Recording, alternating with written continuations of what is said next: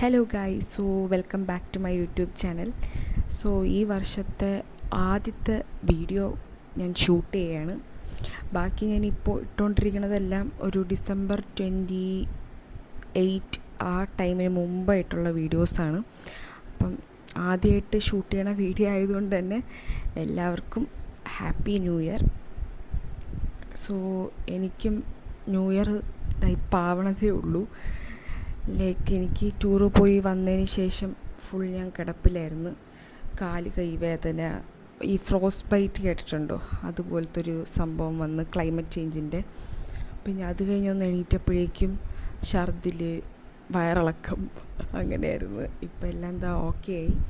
അങ്ങനെ ഞാൻ ഒരു ലോങ് വെക്കേഷനും ടൂറും എല്ലാം കഴിഞ്ഞ് ഞാൻ തിരിച്ചിന്ന് ഹോസ്റ്റലിലോട്ട് പോവുകയാണ്. ടൈം ആവണുണ്ട്, ഇനിയൊരു അരമണിക്കൂർ ഇല്ല.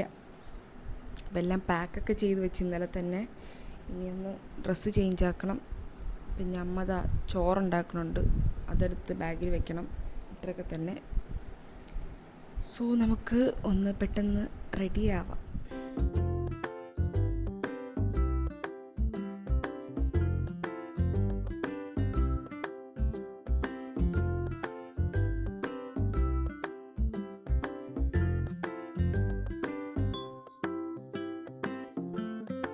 അങ്ങനെ നല്ല ചൂട് കോഫി കുടിച്ചിട്ടാണ് നമ്മുടെ ഡേ സ്റ്റാർട്ട് ചെയ്തിട്ടുണ്ടായിരുന്നത്. അമ്മ എനിക്ക് പൊതിച്ചോറ് ഉണ്ടാക്കിക്കൊണ്ടിരിക്കുകയാണ്. ഇന്നത്തെ ജേർണിയിൽ ഞാൻ ഭയങ്കര എക്സൈറ്റഡ് ആണ്. ഞാൻ റെയിൽവേ സ്റ്റേഷനിലിരുന്ന് എനിക്ക് പൊതിച്ചോറ് തിന്നണം എന്നൊക്കെ എനിക്ക് വലിയ ആഗ്രഹമാണ്. അങ്ങനെ നമ്മൾ നേരെ റെയിൽവേ സ്റ്റേഷനിലെത്തി, തമ്പാനൂർ. അങ്ങനെ അവിടെ എത്തിയപ്പോൾ പറഞ്ഞ് ട്രെയിൻ പ്ലാറ്റ്ഫോം നമ്പർ 2-ലാണെന്ന്. അങ്ങനെ നേരെ അവിടെ പോയി ട്രെയിനിൽ കയറി. ഇനി നേരെ ഉറക്കമാണ്. അങ്ങനെ 5 മണിക്കൂറിന് ശേഷം ഞാൻ ഷൊർണൂർ റെയിൽവേ സ്റ്റേഷനിൽ ലാൻഡ് ചെയ്ത് അടുത്ത ട്രെയിൻ കയറണം. അപ്പം അതിനും ടിക്കറ്റെല്ലാം സെറ്റാക്കി. അത് കഴിഞ്ഞ് നേരെ ഞാൻ പൊതിച്ചോറ്, അതാണ് മെയിൻ. അങ്ങനെ പൊതിച്ചോറ് ഇങ്ങനെ ഓപ്പൺ ആക്കിയപ്പോൾ തന്നെ എൻ്റെ അടുത്തിരുന്നവരൊക്കെ എന്നെ നോക്കാൻ തുടങ്ങി. കാരണം അതിൻ്റെ ആ സ്മെല്ല് തന്നെയാണ്. എന്നിട്ടതൊരു ഫീലാണ് കേട്ടോ. എന്നിട്ട് നമ്മളിതാ ഇങ്ങനെ എല്ലാം ഇങ്ങനെ മിക്സാക്കി ഇങ്ങനെ കഴിച്ച് അടിപൊളി ടേസ്റ്റായിരുന്നു. അത് പറഞ്ഞറിയിക്കാൻ പറ്റില്ല. അത് കഴിഞ്ഞതാ പിന്നെയും ഒരു 2 മണിക്കൂറൊക്കെ പിന്നെയും ഉണ്ടായിരുന്നു. അപ്പം ഞാൻ വിചാരിച്ച് എന്തുകൊണ്ട് AC വെയിറ്റിംഗ് ഹാളിൽ വെയിറ്റ് ചെയ്തുകൂടാ.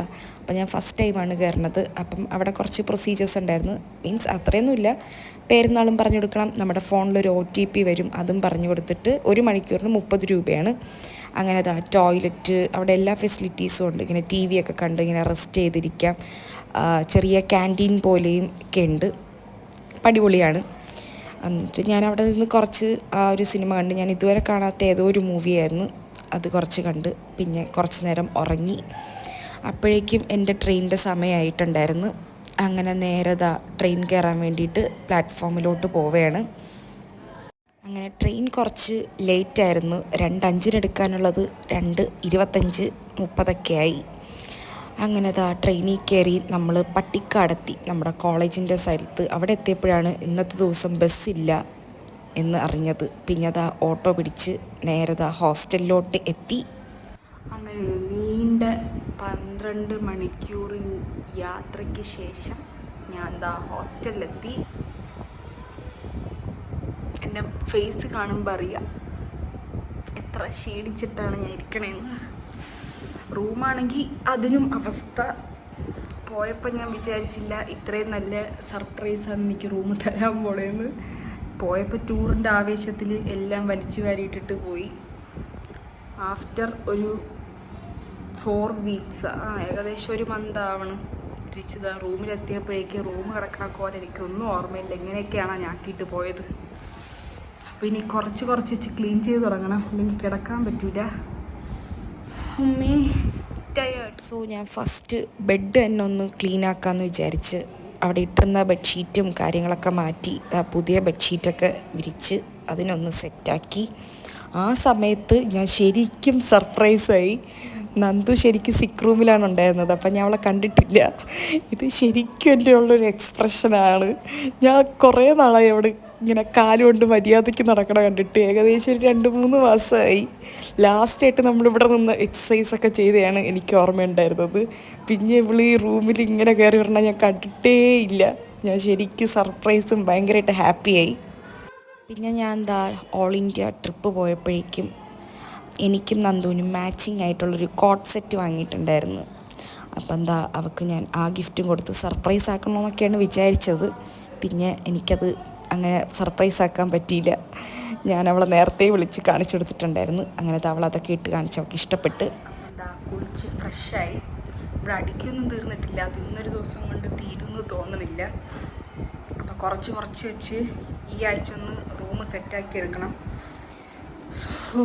ആദ്യം ഇവിടെ അലക്കാനുള്ളത് അലക്കി തീർക്കണം. ഒരു ലോഡ് അലക്കാനുണ്ട്. അപ്പോൾ ഇന്നെന്തായാലും ഞാൻ ചെയ്യണില്ല. ഇന്ന് കുറച്ച് റെസ്റ്റ് വേണം. ഞാൻ പറഞ്ഞ പോലെ കുറേ തുണികൾ അലക്കാനുണ്ടായിരുന്നു. കുറേ ഇല്ല, ഒരു 3-4 സെറ്റ് തുണികളുണ്ടായിരുന്നു. പിന്നെ ഞാൻ അതിനെയൊക്കെ എടുത്ത് എല്ലാം സെപ്പറേറ്റ് ആക്കി അലക്കേണ്ട ബക്കറ്റിൽ കൊണ്ടിട്ട് പിന്നെ നെക്സ്റ്റ് പണിയായിരുന്നു അവിടേക്ക് ഒന്ന് അടിച്ച് വാരി വൃത്തിയാക്കണം എന്നുള്ളത്. അവിടെ അടിച്ച് വാരിയിട്ട് കാര്യമില്ല, ഒന്ന് തുടക്കുകയും കൂടെ വേണം. പിന്നെ അതിനുള്ള ഇതില്ലാത്തത് കൊണ്ട് ജസ്റ്റ് ഒന്ന് റഫായിട്ടെല്ലാം അടിച്ച് വാരി ക്ലീനാക്കിയിട്ട് അത് കഴിഞ്ഞിട്ട് പിന്നെ നന്ദുവിന് ഞാൻ ആ 15 ദിവസത്തെ ട്രിപ്പിൻ്റെ ഓരോ കഥകളും എക്സ്പീരിയൻസും എല്ലാം കഥാപ്രസംഗം പോലെ പറഞ്ഞു കൊടുക്കുകയാണ്. അവളാണെങ്കിൽ എൻ്റെ ഈ മണ്ടത്തരങ്ങളും പറച്ചിലൊക്കെ കേട്ടിട്ട് പൊട്ടി ചിരിയും. ഈ ചിരിച്ചത് എനിക്കിപ്പോഴും ഓർമ്മയുണ്ട്. ഞാൻ ചെന്നൈയിൽ നിന്ന് ട്രിവാൻഡ്രത്തോട്ട് വരാൻ വേണ്ടിയിട്ട് ട്രെയിൻ കയറിയത്, ലഗേജ് ഒരു 8 ലഗേജൊക്കെ ആയിട്ട് ട്രെയിൻ കയറിയ സീൻ പറഞ്ഞപ്പോഴാണ് അവൾ ഈ പൊട്ടി ഇങ്ങനെ ചിരിക്കണത്. പിന്നെ നേരെ ഡിന്നർ കഴിക്കാൻ വേണ്ടിയിട്ട് പോയി. As usual fried rice and chicken ഇല്ലാത്ത ചിക്കൻ കറിയായിരുന്നു. അത് കഴിഞ്ഞ് വിശപ്പ് അടങ്ങിയിട്ടില്ല. പിന്നെ നമ്മൾ നേരെ താത്തയുടെ സ്റ്റോറിൽ പോയി ബിങ്കോ, മൂന്താൽ, 5 സ്റ്റാർ അങ്ങനെ എന്തൊക്കെയോ കണ്ടതൊക്കെ വാങ്ങി. പിന്നെ 5 സ്റ്റാർ കഴിച്ച് അപ്പോൾ ഒരു ചെറിയ ആശ്വാസം വന്നു. അപ്പോൾ ഇത്രയേ ഉള്ളൂ ഇന്നത്തെ വ്ളോഗ്. ഇത് കഴിഞ്ഞിട്ട് ഞാൻ നേരെ കിടന്നുറങ്ങുകയാണ് ചെയ്തത്.